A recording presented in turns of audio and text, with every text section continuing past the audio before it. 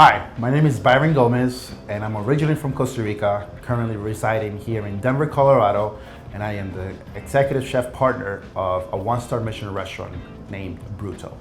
Some of my mentors have been chefs like Daniel Boulder, Gavin Kaysen, Daniel Hume, and Ronnie Emberg. These are not only world-renowned chefs, but are people that I keep close in my circle. Being able to have access to such minds and mentors, inspirational figures in this industry is something that I've worked really hard for. Some people may call it lucky, I call it hard work. One of the things that they taught me is, you have to put in the work.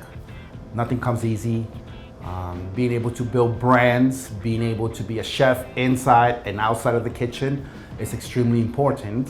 But also having accountability and holding yourself to certain standards. I mean, these are chefs that are world-renowned because of their Michelin restaurants, and it's something that I really much is engraved within me and that I carry on to this day in my career. I've been able to have the opportunity of working in really awesome kitchens, anywhere rating from a 1-star, 2-star, 3-star Michelin restaurants, to eventually making it to #1 restaurant in the world, which was 11 Madison Park. There I was the first Costa Rican sous chef to have a managerial position in my country that I'm aware of. And that kind of led on to another opportunity of being on Top Chef. A highly competitive, I would say the most respected cooking competition out there worldwide. So to be able to have that platform, one of the hardest things that I realized is finding out who I am, figuring out what my cuisine is, what inspires me, but also it's a lot of hard work. It's a lot of hard work that goes into working into these kitchens.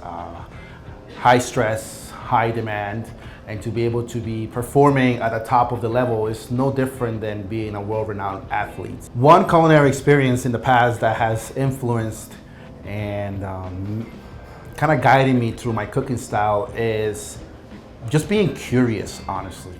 Growing up in New York City as an immigrant kid in a melting pot of many influences is something that is reflected in my cuisine now. Although I'm very rooted and I love my country, I just don't cook specifically Costa Rican food. I cook something that inspires me, whether that's seasonality, things of texture could influence me, a color, a season, someone's story. Anything like that is where I draw inspiration from. And to be able to have a platform such as a culinary knowledge to be able to perform this and showcase it is what part of my story has become. Restaurant Brutø is not only a 1-star Michelin, but also Michelin has granted us a green star. Green star means sustainability. The way we like to do things here is having a lot of intention, not just putting something on a plate, not just putting something that looks nice and pretty.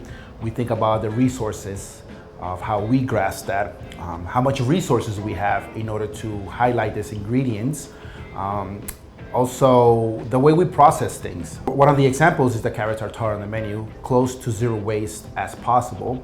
We juice the carrots, we take some of that juice, make it into a vinegar, in which we later utilize to season the carrot tartare itself. Some of that pulp that looks like sawdust, instead of throwing it out, we mix it with koji rice. We inoculate our own koji. Koji is utilized in a Japanese technique in order to make miso.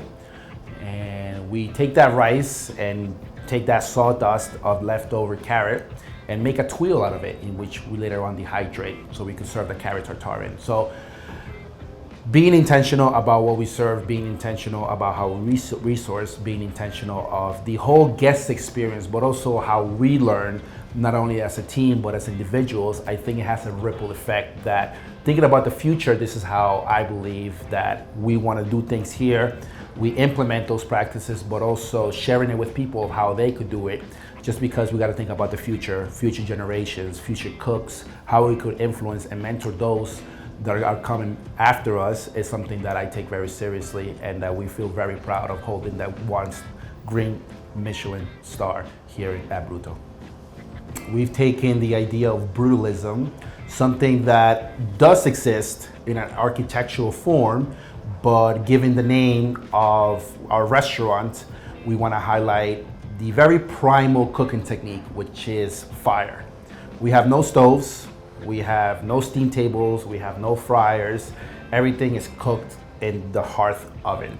Something that's so primal but so important to human resourcing from back in ancient times.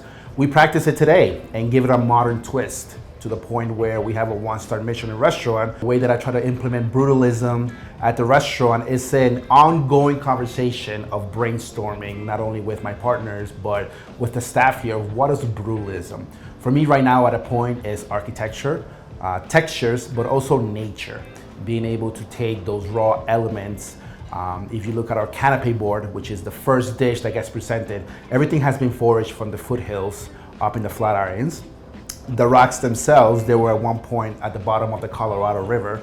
Now they're making it to the guest. Everything we start with a duck heart.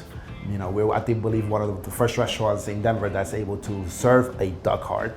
And we look at the terroir, not only what it offers on the seasonality, but also how everything looks like. One of the biggest kitchen lessons that I've learned that helps me process problem solving and working with others is accountability and just being responsible for not only your space but your station, not making excuses, but also being vulnerable. Being vulnerable is something that I hold very dear to my heart, and most people think vulnerability is something of a weakness.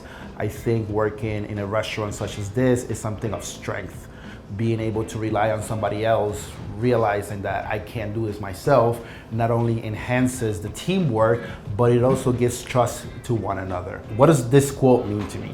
Treat everybody as if it was their last day on earth, because you never know what's gonna happen to them in the next 5 minutes.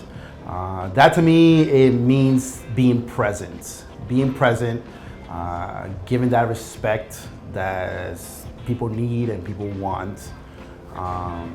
Being able to appreciate people for who they are, being able to work with people, and at the end of the day, you know, one of my biggest fears is waking up one day and being like, could've, should've, would've. I try to live my life in the present as much as possible, and being able to enjoy the moment. Do I have any special messages to the Latino community and those listening in Costa Rica? I mean, my life, sometimes I wake up and I gotta pinch myself, realizing where I'm at, and again, trying to live in the present. Being grateful for the opportunities that I've been given and the gifts that I'm able to have is something that I don't wanna just hold on myself, but I also wanna give away. I mean, I am still an immigrant in this country. I am a current DACA recipient. I've done so much with my career to the point of professionally reaching levels that very unique to Costa Rica. I mean, I'm the only chef in Costa Rican history that has a one-star Michelin restaurant. That speaks volumes. Although being an immigrant in this country, I've had the opportunity to get invited to the White House twice, the Capitol building, being able to be an advocate for immigrants, and all of that while still running the risk of being deported back to a country that I didn't grow up in, a country that since I was 8 years old has been foreign to me, but still inside of me, at the core of me, I know that I am proud Costa Rican. So my best advice is never to give up. Work really hard. This life thing is not easy. Work really hard for what you want, and you know, not everything is gonna work out, but whatever works out, just be grateful. It was great talking to you guys.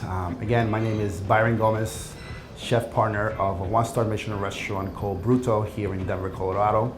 I hope to see you guys again.